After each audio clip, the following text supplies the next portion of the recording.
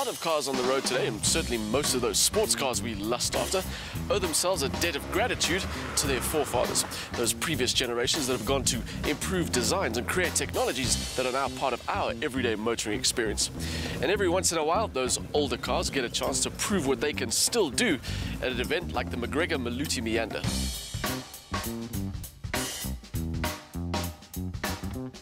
Now in its third year, the event has seen a steady rise in popularity. What started as a rally for just 9 cars has now more than tripled in size. This year's field featured 29 cars. The cars competing covered a pretty vast age range, from the 50s right up to a 2013 model, and included brands from right around the world: Europe, America, Korea, Japan, Sweden and the UK.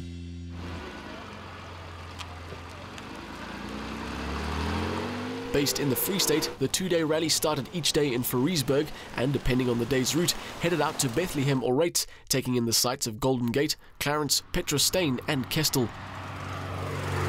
The Maluti Meander runs 2 different classes. The more challenging of the 2 is the closed odometer class. Competitors in this class had their speedometers and odometers covered and had to judge speed and distance themselves. The route schedule provided timings at which they should reach certain landmarks. Hidden along the routes were marshals who deducted points for those who were either early or late.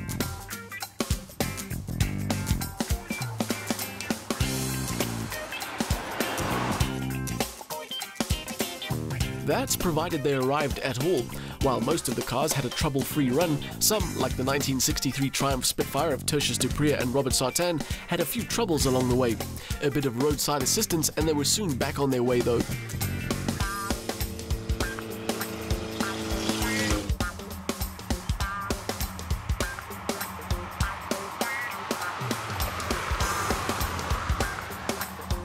It's always impressive to see a collection of older machines undertaking these kinds of events, not only travelling from their hometowns to the event itself, but then driving a not insignificant distance over 2 days before heading back.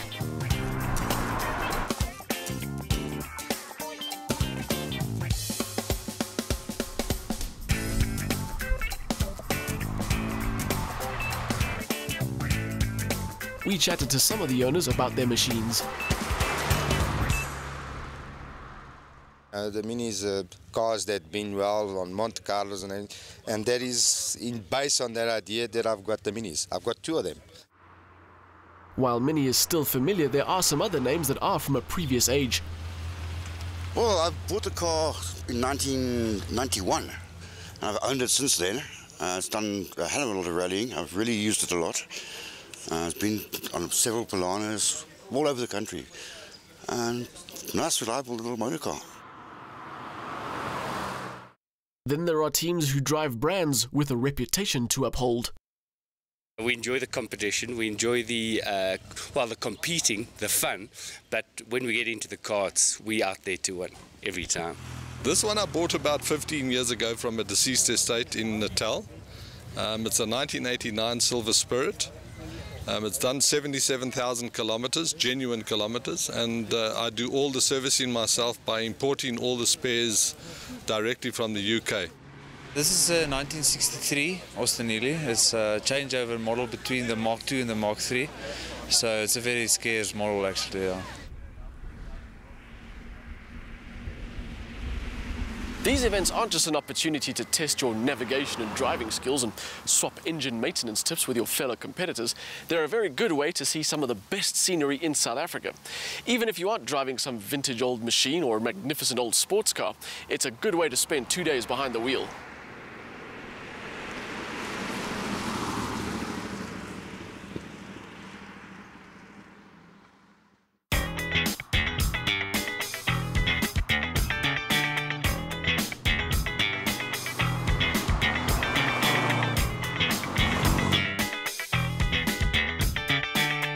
After 2 days, the Maluti Meander made its way to the Free State town of Clarence, where they joined a parade of other vintage machinery, and more importantly for some, to find out who the winner would be, although not everyone was interested in coming first.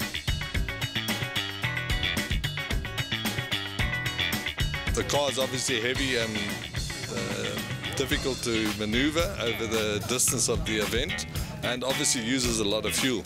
But I think that's not the point here. The point is the enjoyment. It's the fun of it. At this stage, we just enjoy the scenery and enjoy the car. 29 competitors, 450 kilometers over 2 days, and it's all come down to this. The field has gathered in the center of Clarence to await the adjudicator's decision to find out who is the winner of the 2015 McGregor Maluti Meander. In the end, the ultra-competitive team of Kevin Bolon and Manfred Hertz in the #1 Porsche 911E had to settle for third. Overall winners were Skalk and Susan van Niekerk.